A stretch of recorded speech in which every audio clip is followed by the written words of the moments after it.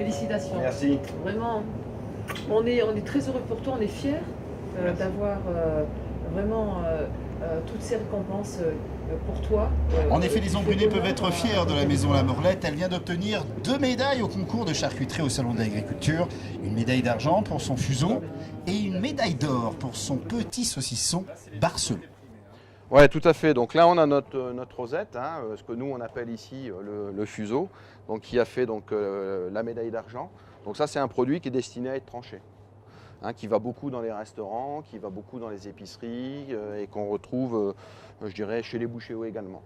Et puis donc on a le petit Barcelot, hein, qui lui a eu donc la médaille d'or au salon de Paris. Lui, c'est vraiment le petit saucisson qu'on va emmener au pique-nique, qu'on va avoir à l'apéritif sur le coin de sa table. Petit produit de 200 grammes qui se mange généralement en très peu de temps.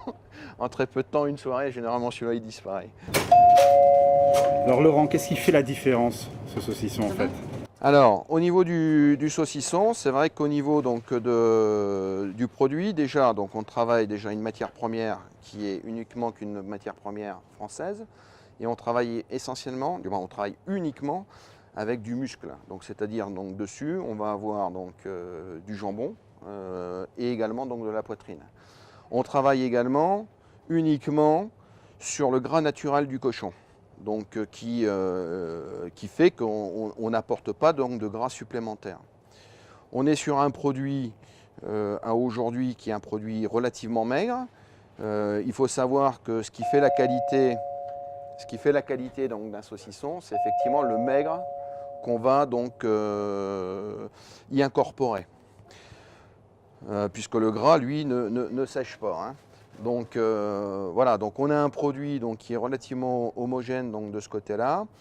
Après, donc, en termes de goût, c'est le temps d'affinage qu'on va donner au niveau du saucisson qui va effectivement changer ses paramètres.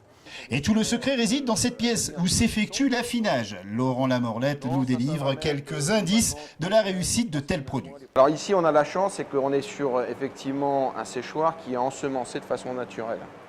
Ça, c'est super important. C'est qu'on est sur la même technologie que le fromage pour faire affiner le fromage. C'est exactement pareil. Mais c'est aussi la spécificité donc, de la cave, du moins de la bactérie qui va se trouver, qui va se déposer sur le saucisson, qui fait que effectivement on va développer des goûts et on va développer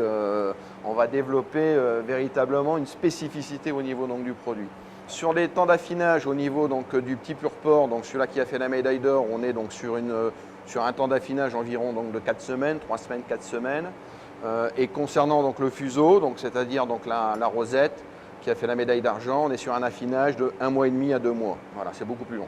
Laurent La Morlette a réussi à pérenniser une vingtaine d'emplois. L'obtention de ces prix est une vraie récompense et une reconnaissance du travail fourni toute l'année.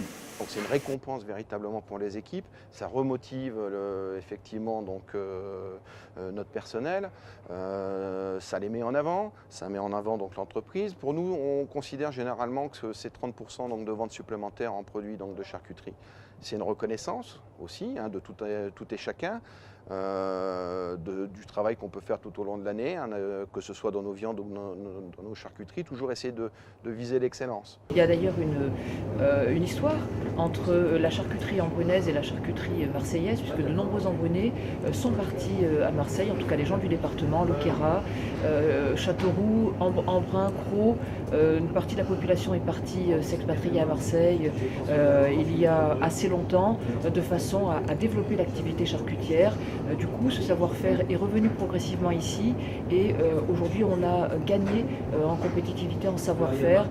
On permet aussi à un certain nombre de jeunes de trouver un débouché, donc c'est vraiment formidable. La maison La Morlette en est déjà à 7 médailles obtenues depuis l'existence du concours de charcuterie et elle compte ne pas en rester là.